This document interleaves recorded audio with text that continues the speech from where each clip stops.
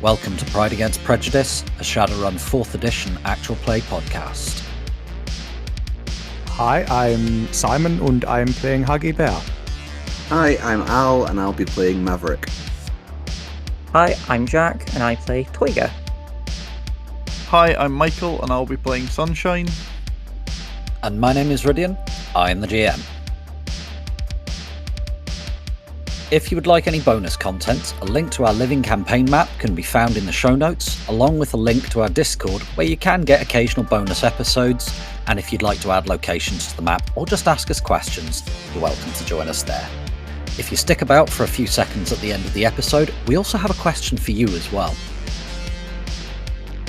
The following content may contain themes and materials not suitable for all audiences. Listener discretion is advised. Before we dive into the episode, here's some pay data on another one of the Shadowrun podcasts out there for you to listen to.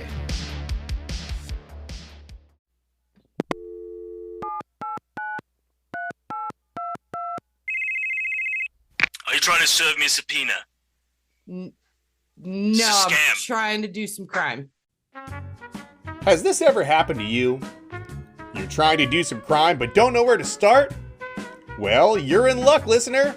Why not try Sinless Brand Actual Play Podcast and YouTube series? Sinless is a Shadowrun 3rd edition actual play podcast that follows a group of career criminals while they try and make a life in the barrens of 2050s Seattle. Follow the crew as they build their reputation, starting as a simple Redmond gang doing odd jobs around the community and end up in way over their heads as deniable assets in international power struggles and megacorp feuds. Sinless eliminates the crunch and instead focuses on the stories of the runners that you'll come to love or hate. When you try Sinless Brand Podcast, you'll learn how to commit multiple felonies, such as kidnapping, a horned figure approaching you. Okay, cool. Summary execution, And I pull my gun and I shoot him in the head. grand theft. Look, man, I'm driving, all right? Not anymore, you're not parking, get out. Terrorism, So how do we all feel about regicide? and many, many more. So what are you waiting for? Try Sinless Brand Actual Play Podcast and YouTube series today. The makers of Sinless do not endorse commission of any actual crime outside of your gaming group. The makers of Sinless are not responsible people. Do not use Sinless brand products if you are allergic to fun. Talk to your doctor if you experience any of the side effects, including but not limited to uncontrollable laughter, compulsive dice roll, nausea, vomiting, lost character sheets, dizziness or vertigo, unnatural attachment to fictional characters, withdrawal between episodes, ocular bleeding, Cheeto fingers, caffeine dependence, insomnia, or death. Sinless, the actual play that puts the gag in baggage. Available at your local Stuffer Shack or wherever you listen to podcasts.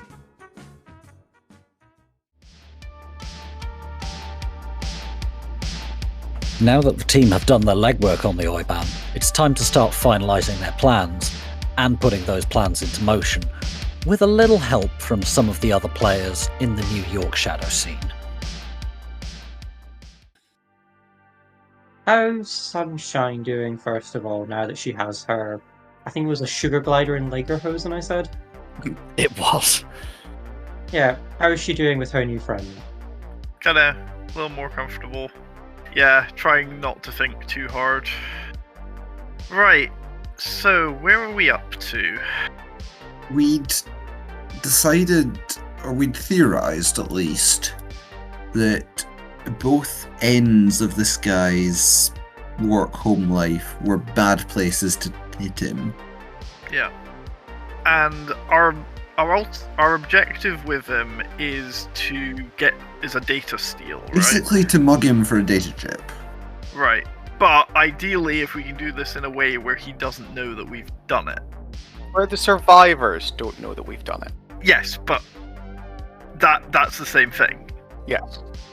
Depends if he's a survivor or not. If we could just magically clone his data drive, like obviously not literally magically, but if we could sneak in, clone the data, and sneak out without being caught, that would be an ideal outcome. That would be the best possible outcome, yes. Right. I mean, I could create an illusion of one, but it wouldn't fool him, it would disappear as soon as he touched it. That's not a hugely useful illusion. No, I thought I did have like the bones of a plan if anyone's willing to listen to it. Shoot. Go for it. Sunshine, you have many years of service industry experience, yes? That gets an eyebrow. You're ethnically Japanese, you speak the language fluently, you're charming, you're witty, you have ample breasts and a pretty face. Let's just get you a job there as a waitress? Absolutely not. This is a this is a triple A area. What happens if this goes wrong? I get horribly murdered is what goes wrong. I mean, if I'm lucky. Us getting horribly murdered is on a number of outcomes of this run. I'm just wondering if there's some way we can set this up as more of a heist. That would be nice. Yes, we could just kick a door in and start shooting. Or possibly ram his car off the road and start shooting. I mean, we've done that before. Yeah, I'm just wondering if there's a quieter way of doing this. Yeah, that doesn't paint a giant target on all four of our backs. Yeah.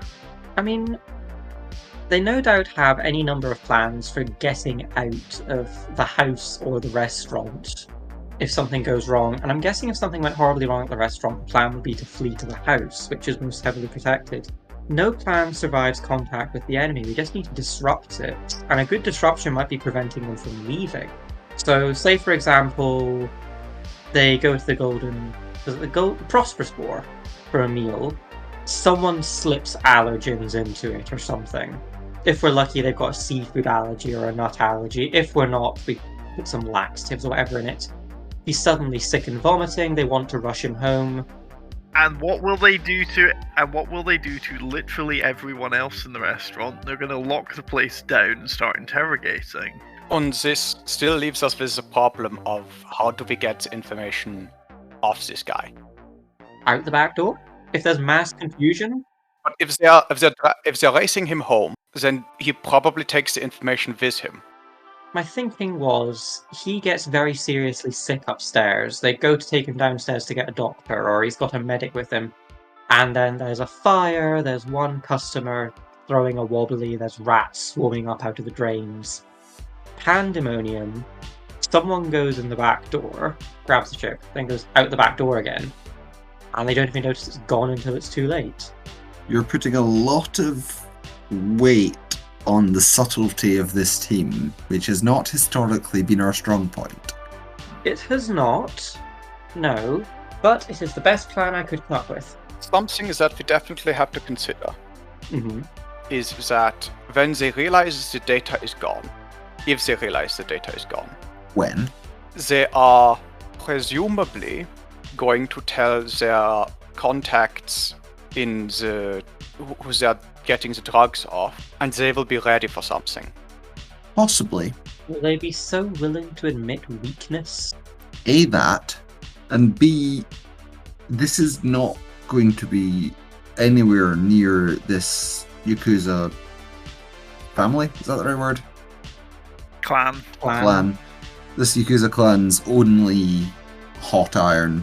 They will have a lot going on. That is true. If they disrupt all their operations, they won't know if we're going for one, whether we're going for one, which one we're going for. Getting that information would almost be an end in and of itself. That information gets us paid. The information about the smugglers through that one dock gets us paid. There's bound to be more on there. Which gets us paid by Giuseppe. Like you say, the Yakuza's a serpent with many heads. Hold on. Oyban grabs onto the floor of the van. The data that we need to steal is on a data chip that he takes with him. We don't know if is it on a data chip that he takes with him. That is not something that we know. We have assumed that. We suspect. Yeah. It may be on a data chip, it may be on his personal comm. But it's somewhere on his pan. You know he has an office where he works at home. You know he has an office where he works at the restaurant. And that he keeps this data offline and air-gapped. Have you got any sort of computer knowledge skills there, Sunshine? I actually don't. Would it possibly be could I use my Yakuza knowledge skill? Give me your computer skill. I'll use this as a knowledge skill for the now. Okay, yep, that works. Oh, seriously? 0 hits. You want to edge that roll? I can't. I'm out of edge for today. Ah, foolish. You're not sure. You know that he's working on it offline. You know that he works on it at the office and at home, so presumably he's carrying it between them somehow, but you're not sure what's likely. Let's say it's on his comlink, so it's part of his PAN, and then when he's in his office at either location, he's logging into a terminal there, and he'll have it on him. What I'm wondering is, could we hire another decker to help me out? And can we just try and Matrix backdoor, break in, steal the info, and go? Do this all in the Matrix? If he's keeping it air-gapped, you would not be able to do that. Air-gapped basically means it's offline data, so it's not accessible wirelessly. Right. So we're gonna have to go in physically. We'd have to hit him through the Matrix while he's got it plugged in. Yeah, which we don't know when that happens. We might be able to find out when that happens. Yeah. But he can also quite possibly end the attack by pulling the chip if he realizes it's happening. Again, the information that you've had is that he's doing this on a terminal that he's deliberately keeping offline. Oh, and a terminal he's keeping offline as well. Right, it's totally air-gapped. If we want a copy of this, we're going to have to go in physically. There are paranoid Yakuza and there are bold Yakuza, but there are not old bold Yakuza. Yeah. Okay. That means... Okay, this is going to have to be either a heist or a shooting spree. We either break in at one end and steal the ship. We either do... Oh, what's that movie? The Triad series called? Ocean's 17? Come on, Ocean's 19 is the comparison here. I like the classics. I don't think I've seen any of them. There's 19 of them? How have I missed 19 of them? It didn't start at one. What? They might have done. I mean, they were flat vids, like back in the olden times. I like the scene in Ocean's 24 with the river monsters. I'm very lost. This is clearly honestly, I think they thing. started going downhill after they jumped the awakened shark. I thought that scene was very well shot. I'm very confused. It was when they were making love in front of the shark tank later on that sort of lost me. I'm very, very confused. That's where I tuned back in.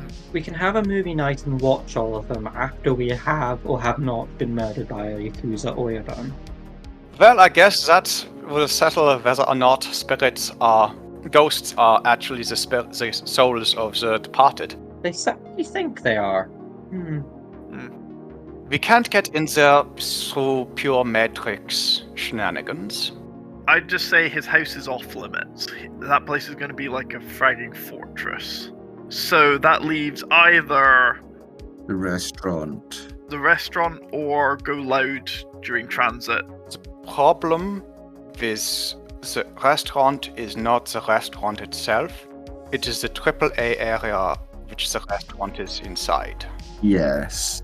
Hold on. It may be a AAA area, but how strong a working relationship are they going to have with NYPD Inc.? Or are they paying NYPD Inc. to look the other way and not respond?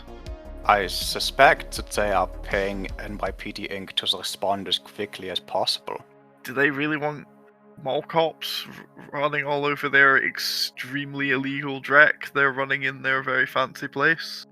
No, that's why they pay them for the good cops to come around. That costs extra. I mean, I don't know how the Yakuza works. I don't know.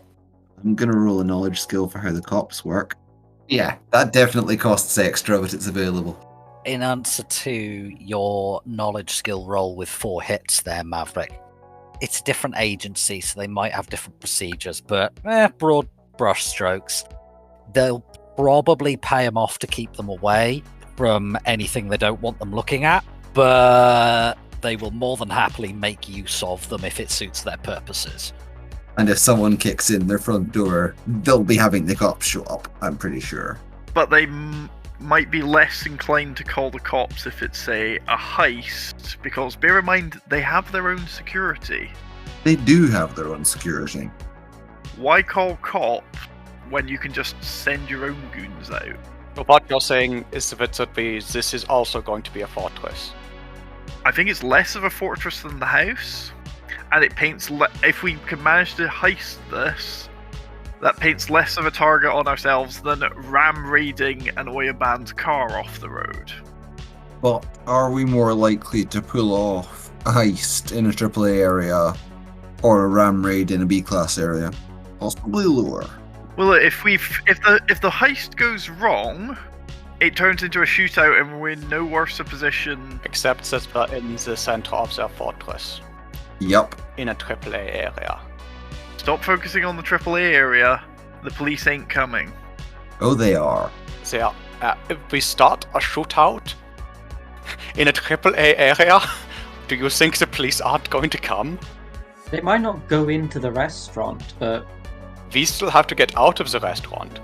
What's the response time in a AAA area? Can I use that same knowledge roll?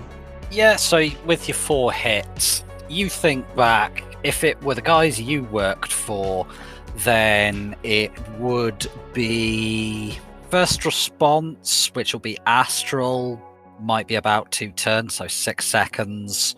A patrol, that's gonna take probably less than a minute, and less than a minute after that for reinforcements to start showing up. It's going to be... That is lightning fast. Boots on the ground will take a bit longer, but first we get something there will probably be drones. And depending on the mage we get, it may literally be lightning response. They'd first send astral response. After that, you'd be looking at drones. And after that, you'd be looking at humans turning up with guns. What, meta-humans? I mean, it depends on how racist the police force is, but yeah. Okay, so let's say we go for the ram raid approach. Are you planning to kill the Oyban? Not necessarily. That can be discussed. Because if we don't kill the Oyban, he's going to be gunning for us. And if we do kill the Oyban, we are unleashing a world of hurt. I think it's worth if we leave him alive, personally. But, again, this is not an area where I'm familiar. This guy killed his own father because he was dishonored. Yeah. Helped him commit suicide. There is a... Okay, honorable suicide. Yakuza are weird. Give me a Yakuza knowledge roll here, Sunshine. Coming up. 2 hits. Somebody helping somebody else commit seppuku. There's elements of helping them to recover their honor, and it's seen as helping them between a father and son in a twisted sort of way. It's like father-son love almost. It's very screwed up, but it's there. Yakuza bonding activities, wonderful. But if what we do shames this guy... He's going to absolutely destroy us or die trying. What happens when the head of a Yakuza clan dies? Is it like with a gang where everybody starts fighting to get the new head, or is it where the next person stands up and goes, right, my job now? I would probably know this, Red. It would be much like any mafia family or organised crime family. If he has an appointed successor, that appointed successor will probably take power. If there's fractures within the organisation, there might be an internal power struggle. There could potentially be challenges from outside the clan, from other Yakuza clans, from other syndicates. It's going to be chaos, is what I'm hearing.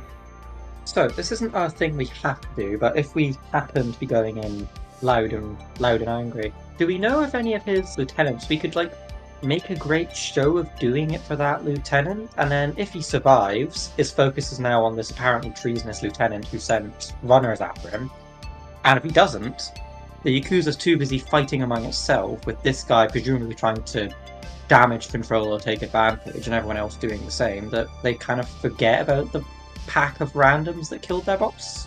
Or is that being too optimistic? That's being quite optimistic. I think that pegging this on one of his lieutenants is probably a good way to go. If we can pull it off convincingly. No one's gonna believe it if we just yell, "This is for your lieutenant, you bastard," while doing the heist. There's gonna need to be groundwork. Something that might be worth looking into is what do these guys have as a major competition? Well, other crime families, I'd assume. I mean, there's the Mafia to start with. No, not in the specific, not in the general. In the specific, who is going to benefit from the chaos that we cause? We know at least one subset of one organization. We don't need to necessarily pin this on one of his lieutenants. If we can make it look like another organized crime syndicate hired us to do it, then we start on a war between them and the Mafia, or them and the local gangs, or them and the Triads. Or we do it badly and we piss off 2 crime syndicates instead of 1. I mean, we're pissing off a number of crime syndicates regardless of what we do. Currently 1. You think that the other local crime families aren't going to get pissy about us invading in what might be a local truce?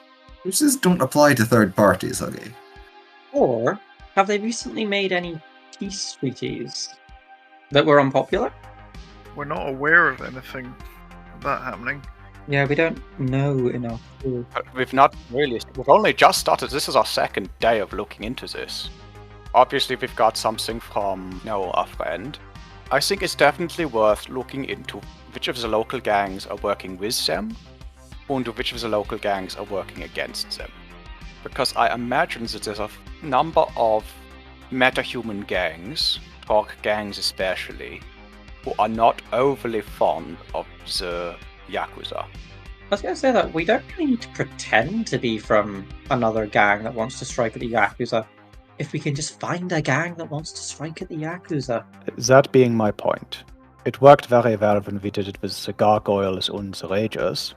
The difference is, in that one, our enemy was a trash-level street gang. Yes.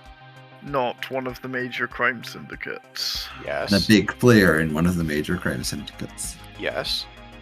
Say we have to do a smash and grab. Do you want to try and get a bunch of local gangers high on something or other to be bodies in the way of the bullets, or do you want to do it on our own? You make a valid point. It is a good point. If we're taking on a big player, maybe we need the backing of another big player? We are technically working on behalf of one of the big players in this particular instance. You mean the Sons? The Sons and Mom and Orc. Mostly the Sons. However, these are all organizations that... These are all diffuse organizations that act through intermediaries, in this instance us. But would not be necessarily in a position to take over a group of Yakuza operations. I see what you're going with this. If we can... So, that's a thought that has jumped me when you say that. We get paid to get to break up this drug smuggling ring. We get paid to bring the information to Giuseppe. Why don't we see if somebody is willing to pay us to kill this guy? How do you plan to go about canvassing for assassination contracts, okay? I don't have a plan. As I said, this is something that literally came to me right now.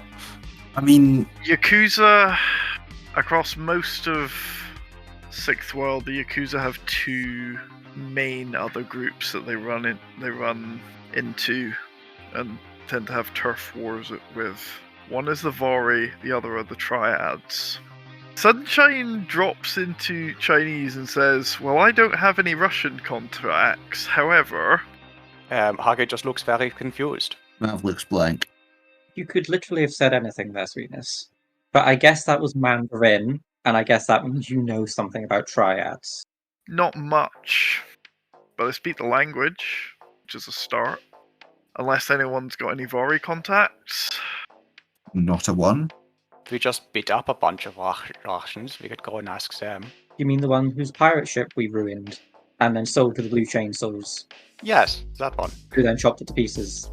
Yes. I don't think we should go and see those guys. We don't know if they have anything to do with the Vori. It's just a bunch of Russian gangsters running a major people smuggling operation in the center of New York. You literally just described the Vori there, sweetie. I'm aware of that. I was being sarcastic. I suspect that they had connections to the Vori. And if we go up to them and say, hello, we are the people who ruined your pirate ship and your people smuggling, we would like your help, they might start laughing just long enough for us to be shot in the back as we flee out the gates. I think they'll shoot us in the face. I don't think we'll have the time. Yes, but they've been laughing so long and so hard at the utter ridiculousness of that suggestion that they've decided to shoot us in the back. Okay, no, yes, I see where you're going. Maybe that could be possible. So, should we file that under bad ideas? I think we file that under bad. I'm fairly certain that getting shot by the Vori is under the bad ideas. Yes. Rid. Yes, Michael. I'm gonna send you a message rather than saying this out loud. Actually. All right. Where you at? There. Also, I love how this escalated from pickpocket to murder. The solution is murder. We just need to find the right problem.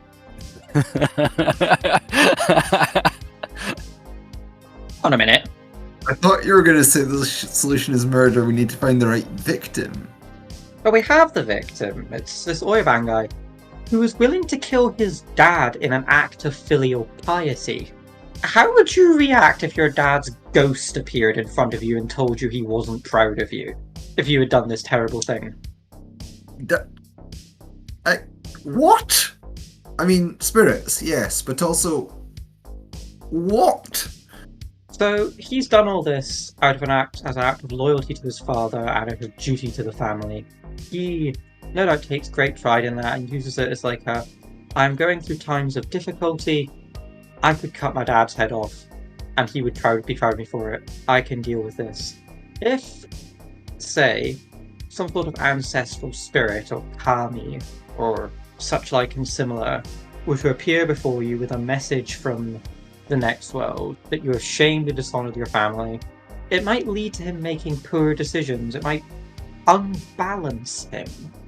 And unbalanced people do not make sound decisions. I'm hearing a lot of might and maybe. I'm hearing a lot of might. Basically, this now the more I think about it, the more this plan turns into send ghosts to torment him, which was not a good plan. I withdraw my suggestion.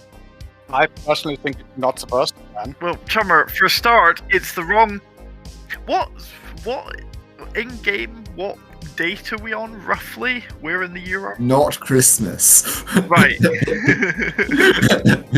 It's the 4th of August today, 2072. Chummer, you're a few months too early, and also the Yakuzas don't observe Christmas. They might get KFC though. They might get KFC. Oh man, I forgot. It's been ages since I've had KFC.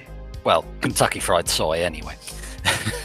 Go over to Maps sometime. You'll never want to eat it again. What's the thing? What's that end of winter festival they have in Japan instead? Is it udon? One with the drums and the dancing. Chummer, do you think I've ever been to Japan? No, but I can't remember the name. You literally speak the language. You might know something about the culture. I grew up in Denver, Chummer. Oh, cool. So you know nothing about culture then. Denver, a beastly place. I would object, but I can't. Denver, a beastly place ruled over by... Hang on. Don't finish that sentence. Don't think that too loudly. So, when I first arrived in New York with Luna, I know because she introduced me to Eddie, You know, the ID guy? Yeah. Yeah. I think they both met through a Triad contact. Do you want me to message Luna and see if she can maybe set us up with a meet? Do we think this is a good idea? Because if we tell the Triad that we're going to be trying to hit the Yakuza, what? They might help, or they might trade that in for a few cheap points with the Yakuza. Pretty sure they hate each other, Chummer. Yes, the animosity between... Doesn't mean that they won't, score cheap points with each other. They do hate each other, but there is such a thing as diplomacy. True, but that also requires a certain amount of trust between the two organizations that... They say there's honor among thieves. There's also a layer of diplomacy to this. We warned the Yakuza about those 4 assassins that were coming after them, and they did nothing to repay us, so... Therefore, you, third party, should not trust them in this engagement. It saves up as currency for future deals with other people. Trust needs to be mutual, and it needs to be earned and built upon, and that has not happened between these two parties. Look, all I'm suggesting is we go and have a conversation. This might go nowhere, but if we don't see a way to do this quietly, and this is going to turn into the shooty shoots, it would help to have a big brother watching our back on this, who stands to gain from our actions. On the one hand, they help us remove the Oyban either by humiliating him, because who's going to listen to a humiliated Oyban, or by killing him, leading to chaos in his clan, or they support us quietly, we all die, and it's just another petty cat scratch at each other, which happens all the time. They don't really stand to lose anything by helping us. That's what I'm thinking. I think I come down on the side of let's talk to the Triad. Mav? I think this is a bad idea, but that's 3-on-1. Look, Mav, I know it's a bad idea, but we don't really have any good ideas right now. We could just do the armored car job again. Worked last time. In which case, we paint a giant target on ourselves that's not being aimed at anyone else. If we hit and kill the Oyban, and then the Yakuza have 30 other problems to deal with, we escape in the confusion. We become less the van that rammed the Oyban's car, and become more, were they a Vari van, were they a Triad van, were they an independent party? I need to secure my own seat before I investigate, and by the time they have secured their own seat, there's so little evidence left that it becomes not worth it. They find some scapegoat and kill them and say, oh, we found the one that killed the Oyban, roll. Honor assuaged, everything goes back to normal, except we have a data chip. I think, in terms of the actual mission, I favor the smash and grab. I think that hitting him at home is a terrible idea. I think that we would be able to get through the restaurant, but my concern is that getting out of the restaurant, it's going to be surrounded by NYPD, whether they want to go into the restaurant or not.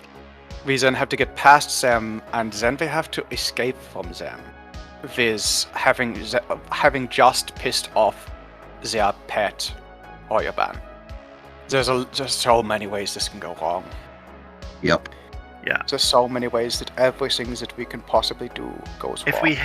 If we hit him on the road, he's only got what he's brought with him there and then. And we can do it in a B-rated area where the response times are... Garbage. Better than they are in any of our homes.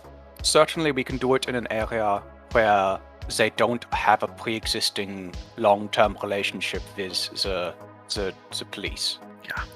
So I think that hitting them on the road is the best way to do it. I also think that if we have a third party who is ready and willing to take advantage of the chaos that we are about to cause, that means that we are less the guys who ram-raided the Oyban, and more the guys who the Triad or who somebody sent to ram-raid the Oyban. Yeah. I understand how this is, how involving ourselves in this, the politics of it are bad, but I think making this a personal thing is worse. I agree. It also might give us a future contact with the Triads? I don't know anything about the Triads. I'm going to say that right now. I know it's a Chinese. Luna had some dealings with them back in Denver. What are they like regarding metahumans? So does anybody have any Syndicate-related knowledge other than Sunshine's Yakuza knowledge skill, which, oh boy, that's getting a workout right now. Drugs, metahuman trafficking? I only have New York gangs. Does anybody have, like, metahuman relations or anything like that? Metahuman rights groups? Sunshine and Mav, could you please roll your respective knowledge skills for Yakuza and metahuman rights groups at a -2? Yep. 2 hits. Nothing. Mav, you haven't got a fragging clue. Sunshine, with your 2 hits on Yakuza knowledge, well, you know the reason that some of the more traditional Yakuza groups hate the Triads so much is they have a lot of metahuman members and are absolutely okay with magic. So, yeah, guys, let me put it this way, if the 4 of us go to meet the Triads, they'll have troll-sized chairs. That's a good sign. Mav, did we not do some work for a Chinese lady a little while back? Roll me memory. That's 4 from Huggy. Also 4, crikey. Nice. So, yeah, you're both going, yeah, that older Chinese lady from Wuxing, we did the smash and grab for her. We bought a bin lorry off the blue chainsaws and everything. It was great. She was the Johnson for that job as well. I'd forgot, out of character, I'd forgotten which job she was the Johnson for. How more things change, the more they stays the same. She was corporate, though. She wasn't inherently organized crime. She was one of those things, people who deal with Shadowrunners. She's probably also involved with the Triads. No doubt she dealt with them. But I don't think she's a member. No, it's just that was just a point of knowledge that might be worth remembering. Although we met her in Manhattan, so we're not getting back in there anytime soon. Alright, so are you thinking of going to try and see the Triad then, or are you thinking of doing something else? I think we're kind of out of options. We stand to lose nothing. We have a number of options. All of them are bad. I think that the Triad is the least worst options that we have. If we're going to do this stupid thing, we might as well have another big player rooting for us doing the stupid thing. I agree. We stand to lose nothing by meeting with the Triad. Unless they decide to turn us into the Yakuza. That is the main thing that we stand to lose. They probably won't. They do hate each other. But also everything that can go wrong. The things that the main reason I think they won't is because if they go to the Yaks and say, hey, this gang of runners is going to do a hit on you, then the Yaks go, okay, so what are you trying to do? Like, what are you trying to gain by lying to us like this? They'll think that the Triad are setting them up. They might, but that's not something that I can give you any guarantees on. All right, let's try this. Let's try at this. Get out, Tiger. Get out! You make everything worse, Tiger. I know, it's wonderful. Right, let's try adding another crime syndicate to this problem. Oh, God. I want off. Okay. Not the world. I do actually have a super low-level contact in the Triad, now I think about it. There's this working girl called Stella. Well, she goes by Stella. But we might get further and a lot further, a lot faster if Luna can give us a contact. It's your call. Kind of literally in this case. No pressure. Yeah, I text Luna just going, hey babe, is now a good time for a call? You try to ring Luna, and it doesn't even go straight to voicemail. It's like the number is just not connected right now.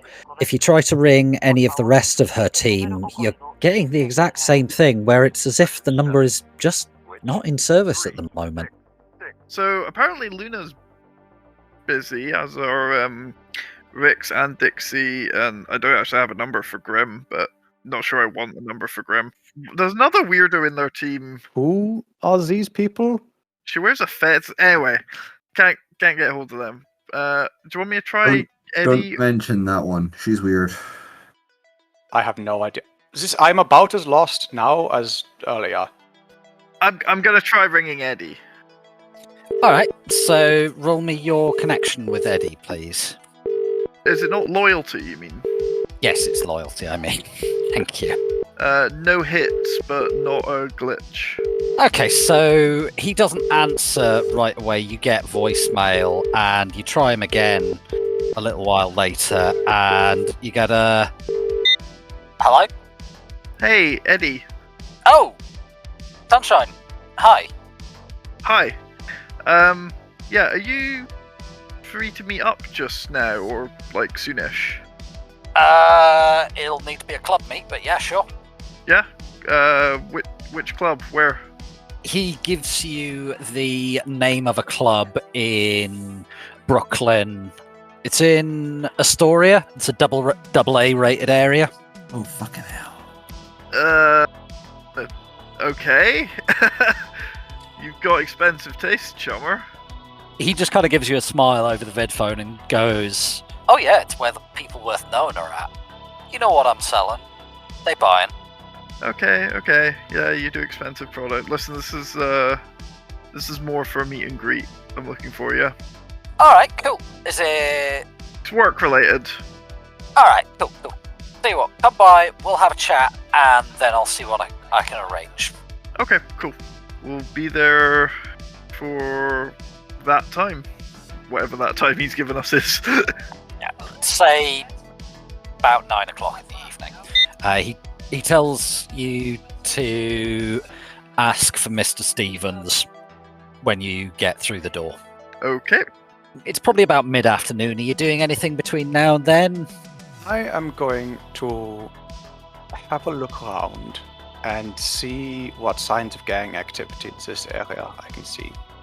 In the district that you are currently in, Williston Park, there's a few gangs around. There's the usual smattering of go gangs. There's a few orc gangs in the area. There's a couple of thrill gangs. What specifically are you looking for?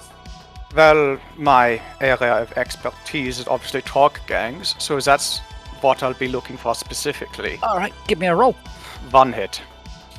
So you do find a Trog gang. There's a Trog go gang called the Empty Faces. Right. No, I'll note them down as someone who can. They're in the area. Right. One question. How are we planning to know where this guy goes? That is a good question. Can we put a tracker on his vehicle? I can try and get a drone attached. Theoretically. If I can get a feel for what his aura looks like, I could probably track that. You could probably be better off tracking his bodyguard, because you were saying that his aura is something horrible. That's actually true. I'm going to be seeing that man in my nightmares for the next few weeks. He's presumably never going to be far from the man holding his leash. We are told by our contact he's never outside the same building or vehicle. The good news is that, you might not be having nightmares in a couple of weeks' time, so... Most of us would file that under bad news. So, we're going to see the wonderful Triad of Oz. Why? Because we're fucked. What a way with words you have, Huggy. Look, English is my second language. I can swear much better in German. Look, no, that was perfectly good swearing. German swearing is an act of war, if done properly. It's a lot of fun. Can Toiger put an astral tracker on that guy's car? I can't put an astral tracker, but once I find an aura, I can just follow it very closely. you may have difficulty matching up where he's going in astral and real world terms. That's true. You can certainly follow him, but it's just a question of, okay, I know where he went on another plane of existence. Shit.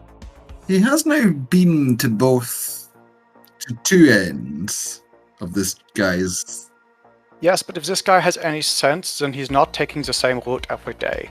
Yeah, it'd basically be limited to he's at the end with the little masks, and he's at the end with the strange grey people on the upper floor.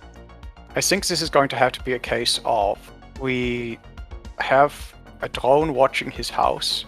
As soon as he leaves, that drone starts tracking his car. Mm. And we try and get into a position where we can intercept. This may be something that takes more than one attempt. How much time are you willing to spend with your drones in double and triple A areas? As little as possible, but I can just about get around it. Ryd, is the car a trackable object in the Matrix? You would need to find its icon, but yes. Well, that's another option. That's an option. A very good option. If it's grid guide and not horribly spoofed all the time, it's leaving a lovely data trail. Well, why would you need to spoof it? You're the Oyban. Proud member of a warrior race. Going to hide behind false names? Charmo, they will do literally anything that suits them at the time. I know. And they will call it pointing out the Bushido. hypocrisy. I'm just relishing the idea of, standing there in front of him, top knot in one, like his top knot in my hand, telling him all about how his most loyal men betrayed him, pointing out his hypocrisies, watching him wet himself in fear, kicking him a bit more, kicking him a third time, kicking him until my leg gets tired, getting a spirit to kick him until its legs get tired. You are somewhat vicious sometimes, Tiger. I hate him and I want him dead. Can you blame me? No, not even slightly. Meet with the Triads, see if they're willing to give us their auspices to go ahead with this, and then they'll have escape plans. No plan escapes contact with the enemy. Create as many points of contact as possible, throw as much into disarray as possible, take the chip from him. And we disappear in the noise. Yes. If possible, kill that horrific thing that pretends it's still human. If possible, shame and humiliate him so that his position is weakened. Throw the clan into disarray and let the gangs forget about us as they scramble to take advantage of this change in the game board's position. I think this is a terrible plan. I think it's the best plan we have. Yep. Alright. Are you going to track the car first, or are you going to your meet with Eddie first? This is day 2, yeah? Yes, this is day 2. And we have 2 weeks. And we have 7 hours before the meet with Eddie. It might actually take 7 hours to get across to New York. Never mind. Also, I'm not taking the van into a AA area. It would get stopped and possibly shot. One of the two. As, might we. I mean, it may get shot then stopped. If you shoot it enough, it'll stop. Yeah. I can get us to Hunter's Point, probably, without any major issues. But I am going to make no bones that I don't like going into AA areas. Neither do I. What is Eddie doing at a club in the AA area? I don't even know who Eddie is. He's an ID forger. Ah, right. You need a work pass. He's the man to speak to. Oh, that'll be how you manage to hold down proper jobs. I don't know. Why would people in the AA area be buying forged pass? I suppose you need a forged pass to get into a AA area, but then surely... Oh, I don't know. You only need a work pass to get into Manhattan. Anyway, the last time I went into a AA area, I got cased by the police. And it wasn't a lot of fun. Admittedly, I didn't exactly react in the best way, but that's because I was getting cased by the police. I'm going to stay with the van. I mean, walking through a AA area isn't ideal if you're apt to draw attention, but it's going to draw more attention than a dirty great van with a gun on it and 2 drugs at the wheel. I was trying to think of a polite way to say it, but Just yeah. say it. That's not going to... Well, first of all, I won't be at the wheel, so that's not a problem. No, I will be. And second, if I stay in Hunter's Point, that's a D-class area, that's not going to be a problem. drive us most of the way there, and Sunshine and I will walk. We're really sending Tiger to a meet? Ah, it's Eddie. You'll get on fine. I can be charming if I want to. Therein lies the issue. I just prefer to be my honest self around people. Therein lies the issue. We know. So, if you think that you need me, then I will come in. But if you don't need me, I think I am only drawing attention to us. Yeah, let's send Tiger and Sunshine to meet Eddie. There's no reason you can't drop us off and go work on tracking the guy's car. I mean, we've got like 7 hours. We could do some work on that now. We probably need Sunshine for that. That's the problem. There is the option of get Sunshine to track it in the Matrix, or there is just the old-fashioned careful driving approach. Ah yes, one of the skills that our party possesses. Careful driving. I can drive carefully. Is you driving carefully like me being not a pain in the ass to sit next to on a flight? I've never been on a flight with you, so I can't say. You're one of those mother fraggers that always puts the chair back into my knees. Yes.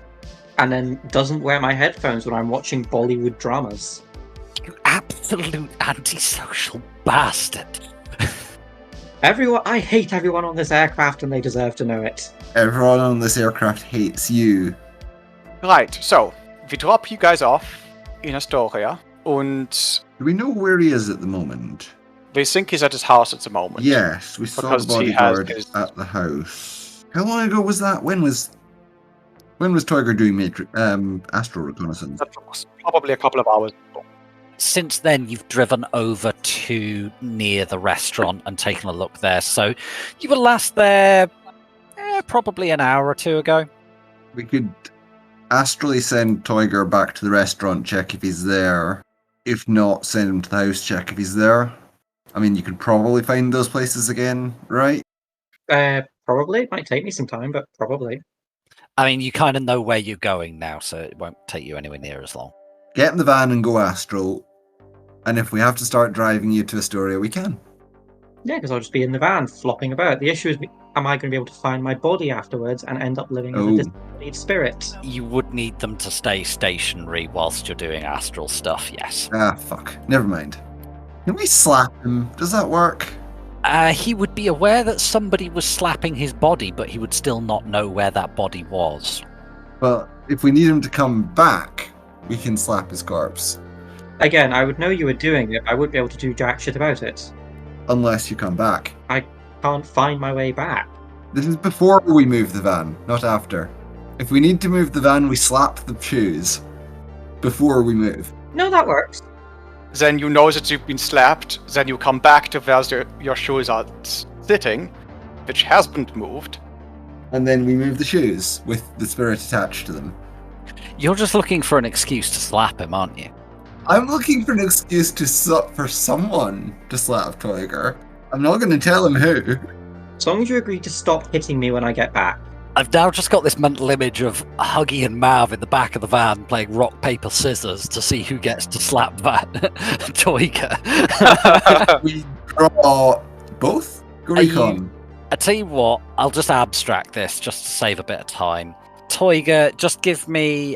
There's not really an astral search skill, is there? Give me an astral perception check for nipping back to the restaurant. 3 hits. Yep, he's not there. Okay. Roll again for the house. Yeah, I'm not going to make you roll to evade the spirits because you've done it once already. But if you're going to be doing anything more significant, you will need to. 3 hits. Yep, he's at home. The spooky guy's at home. Yes.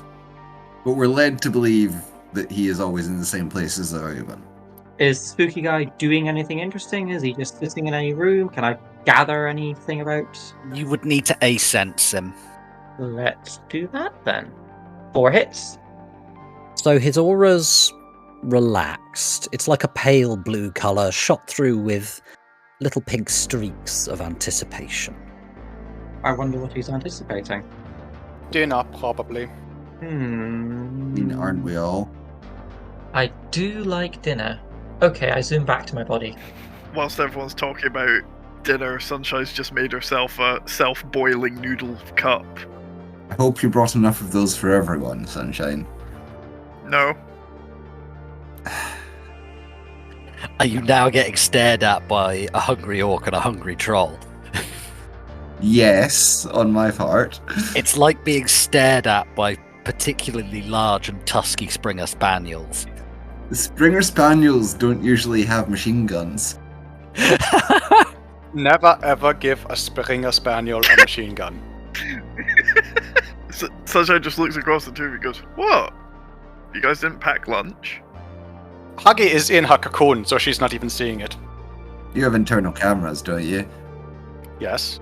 At this point, I sort of like sit upright, it's like, I got back before any of you could slap me. Welcome back. Where is he then? He's at, well, the thug is at home. How long was Toiger out for? Probably no more than about 15 minutes tops. Oh, never mind. That's about how long it takes to make a self-heating noodle. They're done in 3 minutes. That's what it says on the packaging, anyway. You really don't want to eat it right away. Give it a little bit of time to get, properly soft. Otherwise, it's like crunchy.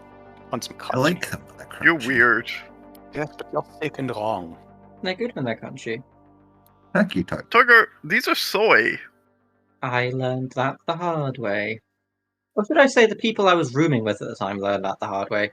They made me sleep in the corridor. So I've got my own place now. Okay, Sunshine, don't let him anywhere near that. I'm not going to try and fumigate the van.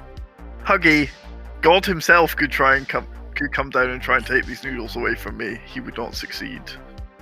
Well, that's good. Hopefully you have less, but you have a greater hold on your noodles than this guy does on his data. Would anyone like to know what I learned about the spooky guy while I was away? Or are you just going to stand there lording those delicious smelling noodles over me? What did you learn, Toiger? He's excited about something. He's waiting for something to happen. That's almost nothing, yes. Like right now, or in the near future, or like excited for noodles, excited for ultraviolence, excited for a sports game, excited to go home. I didn't say I learned anything good. You implied it was good. Yes, and you believed me. Whose fault is that? I'm never trusting you again, Toiger. For the best. So, shall we go near this guy's house and try and bug his car? Can do. Let's not. Let's not go too near. I was going to say, let's not do that today. We have 2 weeks. We've got time today. What time is it now? Do you have better plans? I just don't want to be rushing anything if this goes wrong. Okay, let's go to the house. It's probably about 3 o'clock now. You've got to meet up with Eddie at about 9, so I'll say it takes an hour to drive up there. Could I get an edge roll off everybody, please? Okay. I won't be driving all the way there. I'll be driving just up the Great Neck. That's fine.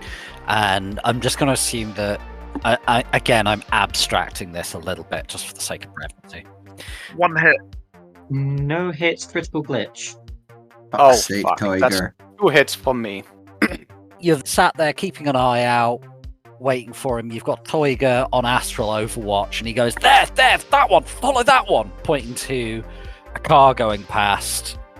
And you follow it for a little while. It seems to be heading back towards Brooklyn, and it eventually stops, and a guy who looks like he works security gets out, and he's an elf. And he looks like he's taking off his uniform and going into a house, or at least an apartment block. Is this the dude? No. He's an elf. He's got 2 blatantly obvious cyber arms, though. I Also, he's an elf. was mistaken. So, of course, it's not his bodyguard.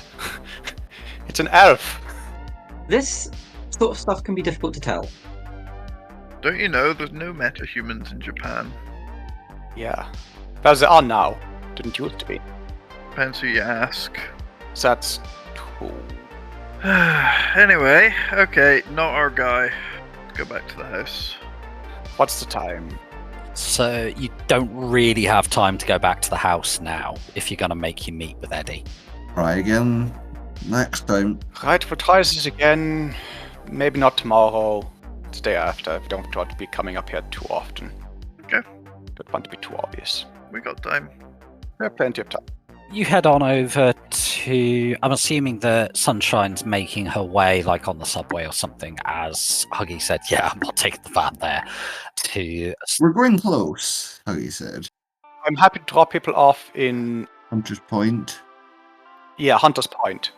Yeah, and you can just go a few subway stops from there, which will get you relatively close, and you can walk the rest of the way.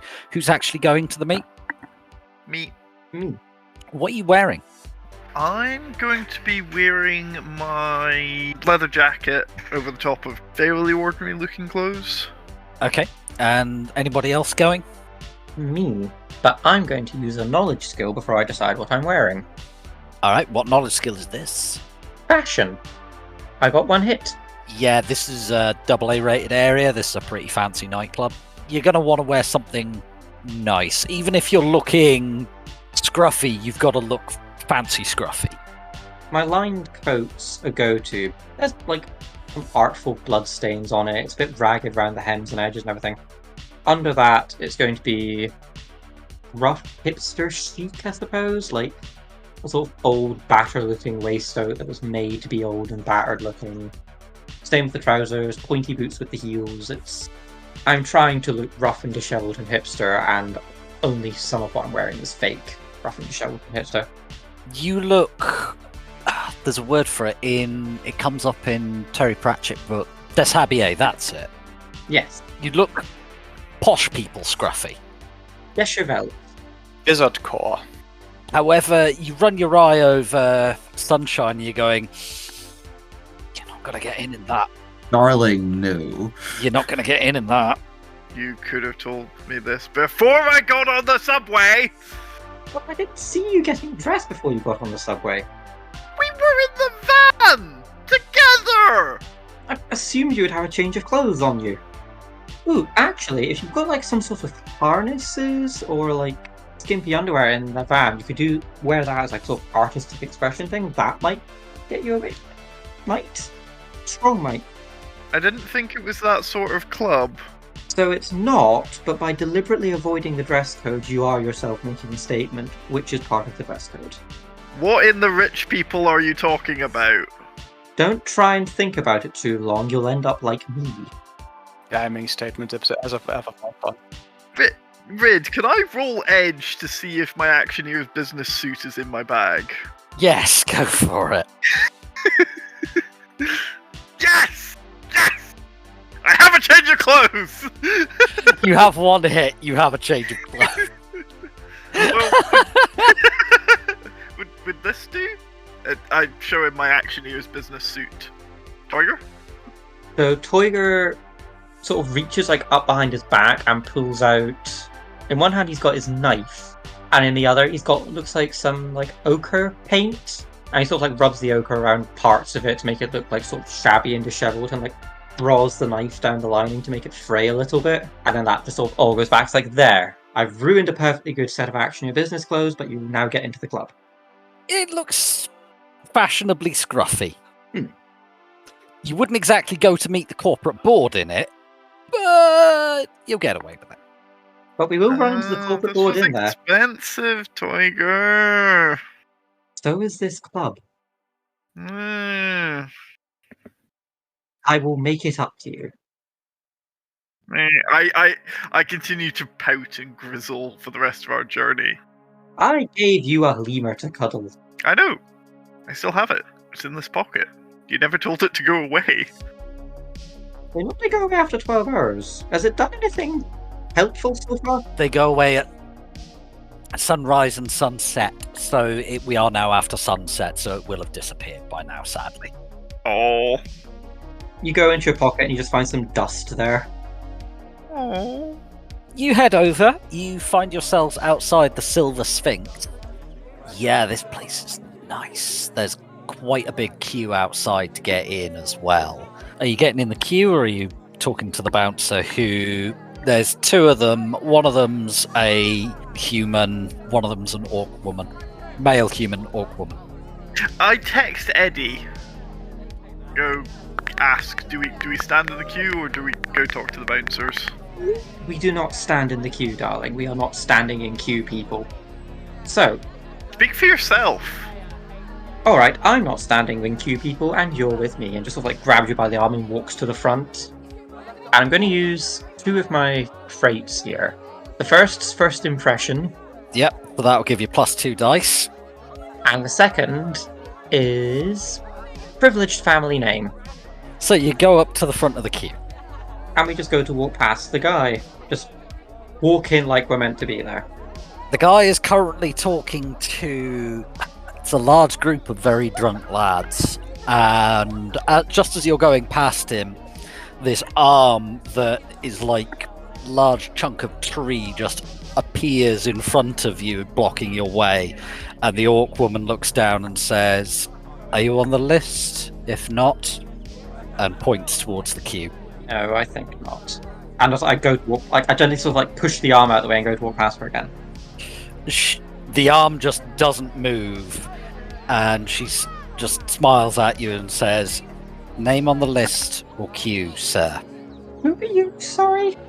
I'm the person who decides who gets in. We're here to see Mr. Stevens. You hear a very small squeak go out of Sunshine. Do you have etiquette or anything similar? Yes, I have etiquette. So do I. Shall I roll it? Yes, please. 5 hit. 3 hits. I'm going to take Sunshine, as she was the one actually giving them something to work with, rather than just staring at them and trying to walk past them. She says, "One moment, please." Looks through her AR for a moment and says, "Very good. Upstairs," and lowers her arm. Here we go. So I continue hanging off Toiger as playing the arm candy, but as we go past, you said it was an orc lady bouncer? Yes. Yeah, as we go past the orc lady, just whisper to her, "Thank you." She gives you a slightly surprised look and then a nod. Never thanked help. It'll make you stand out. Toiger, I'm starting to think you might not be a very nice person. No, but the people who come to these places regularly are not very nice people. You can't be treating people like people. It will make you stand out. I don't know how to respond to that. I had to survive in this world for a very, very long time. You don't come out of it a nice person, but you survive by learning bad lessons.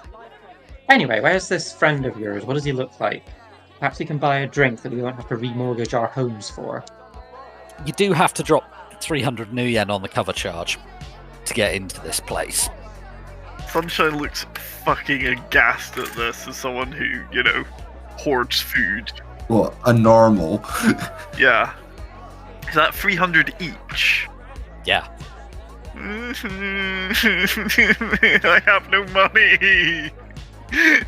Well, looks like Toiga's dropping 600. I was going to offer to anyway, as a way of an apology. So you head upstairs. Yeah, this place is nice. Everybody here is either beautiful or has enough money to make themselves beautiful by whatever means necessary. But it's that kind of beautiful in a slightly soulless kind of way. It's that there's a bit of uncanny valley going on. You head upstairs and you see at the back there's a booth, and have either of you met Eddie before? I think Sunshine has, haven't you? Yep. Cool. So yeah, you see Eddie there, and there's a group of people who, yeah, they look like they're in the same line of work as you. And after a little while, there's a group of 4 of them. They stand up and walk out, and they haven't bothered to check their coats, and it's like obviously armored clothing and stuff like that. And you're pretty sure that the elf at the chick at the back is packing. As they leave, Eddie kind of waves you over, and as you go in, just the sound of the music from the club just drops off as the curtain from a white noise generator stops it. Ah, blessed silence. And he says, "Sunshine, and have we met?" Not, but, it's a pleasure to meet you. You can call me Toiger. I'm Eddie. I'm a colleague of Sunshine's. Figured. Take a seat. If you want a drink, just order something off the AR window in the middle, and I'll see what I can do. Sunshine, this is your party. I'm just the arm candy. Take it away. Hey, Eddie. So, first off, please, next time, can we try and meet somewhere cheaper? This place is expensive. He raises an eyebrow and says, "Hey, I gotta come where the work is." These kids that he says, just gesturing around the club, they'll pay half again the usual going rate for a fake sin. Yeah, and I'm sure it's on Daddy's cred stick as well. Hey, I don't care where the cred comes. The cred must flow. Anyway, get yourself a Mai Tai or something. Poverty is the mind killer.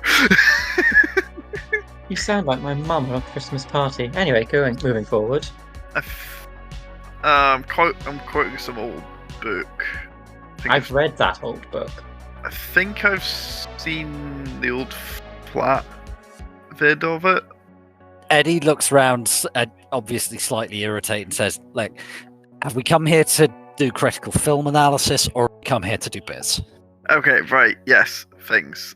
Okay, so we need to get some... I just look down and double check the white noise generator is actually running. We need to get some information off an Oyban's air-gapped comlink. Eddie's eyebrows just disappear into his hairline, and he immediately leans over and checks the white noise generator and sits up again and says, "Okay, those were not the words I was expecting to come out of your mouth. I was expecting something like, 'Hey, Eddie, I burned my fake sin. I need a new one.' Not, 'I'm going to start, a massive syndicate.' World War IV, yeah.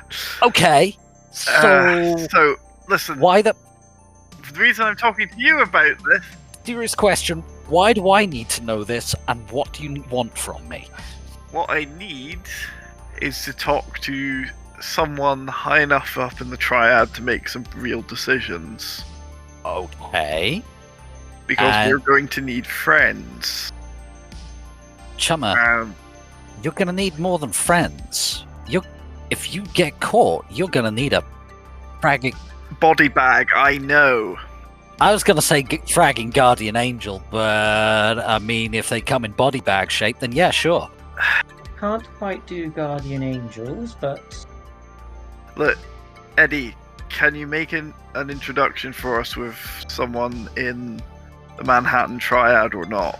I know you've got I connections. I can get you in touch with a guy. Look, someone off lieutenant standing or higher for preference. I know this is a bad idea. This is... I'll get you in touch. Job's the job, and I'm poor. Normally, I charge 1,000 for an introduction like this, but because you're insane and I feel sorry for you, I'm going to make it 500. Thank you. So, everyone knock off 125. You're going to need the 500 for your coffin. I know it's a bad idea, but you know how these things go in this world. Sometimes you have to roll the hard 6. Look, just on a personal note, Sunshine, small favor next time. I don't need the details. I need to meet a guy. I gave you minimal details. I don't even need that level. I need to meet a guy. Can you put me in touch? Here's some money. Okay, fine.